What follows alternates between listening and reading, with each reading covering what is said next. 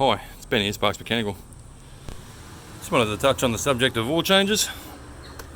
I just drained the oil out of this car a second ago. Now, before I drain the oil, I use engine oil flushes.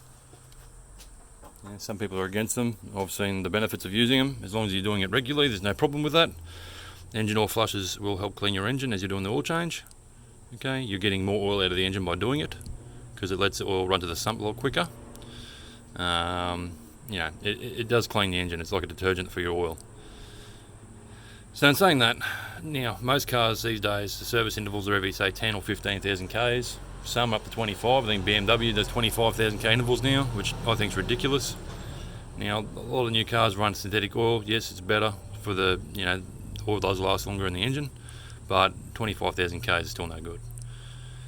So what happens with engine oil is it starts out like a liquid, obviously, and it's very clean.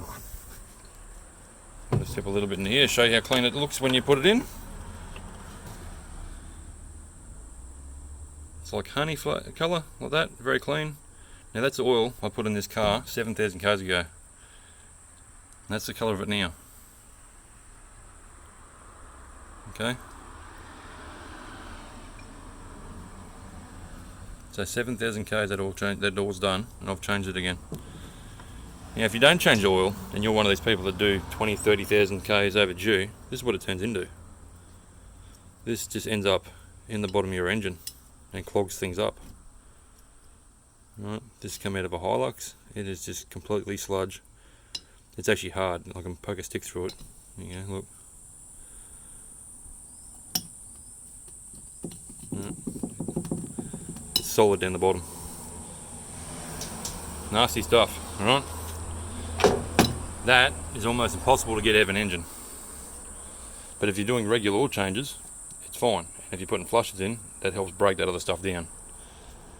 So my point of the video is, if you're doing oil changes on your cars, and your book says every, say, 10,000 Ks, somewhere in your book it'll say that's normal driving, and what they say is normal driving is frequent highway use and around town, but a mixture of both type thing.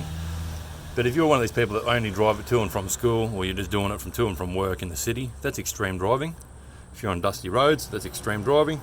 If you're flogging it off road, up the beach, out in the bush, that's extreme driving too. So if you read the book, it actually says somewhere in there, if you're doing those conditions, if you're driving in those conditions, to change your oil more frequently. Now, I recommend every 7,500 Ks. I've always have done, but it's a bit of a hard thing to sell when everybody else says, no, your car's good for 10 or 15. Now, as a mechanic, I've got to, come somewhere in between, because if I'm the only one out there saying 7,500 Ks, I look like I'm ripping people off. But it's not a case of ripping people off, it's just a case of I know what's good for the engine, and I'm trying to make this thing run as long as possible. So this is my own vehicle. I'm doing the oil changes every 7,500 Ks, because I know what the oil looks like after 7,000 Ks. The oil's gone dirty. Okay, keep that oil clean, the engine runs clean. There's a lot of moving parts in these things these days. Alright, there's a variable cam timing. There's an actuator here for it. So there'll be little pinholes in this engine, like pinholes where the oil's got to go through. If any of those pinholes clog up, the engine doesn't perform properly, right? So your variable cam timing doesn't work. That means you're getting less performance, less power. It's chewing more fuel. It doesn't run as smooth as it normally does. So there's all these little things that it can affect, and it comes back to the oil. Right? So putting bad fuel in the car is one thing, but not changing the engine oil, that's worse. Okay, so oil changes, servicing is very important. It keeps the engine alive. And the other side of it is your warranty side of it. If you've got a car that's in warranty, it's vital that you do it, because if you miss your servicing, you might void your warranty. Because if there's a problem afterwards, and then you go back to the dealer and say, oh, it's not running properly, and they say that you've skipped the service, they could just decline on it and say, well, that's tough. You caused that problem for not servicing it. Anyway, it's my 2 cents worth. Hope you're having a good day, and enjoy. I'm going to keep changing the oil on this and do a bit of a service on it. Thanks for watching.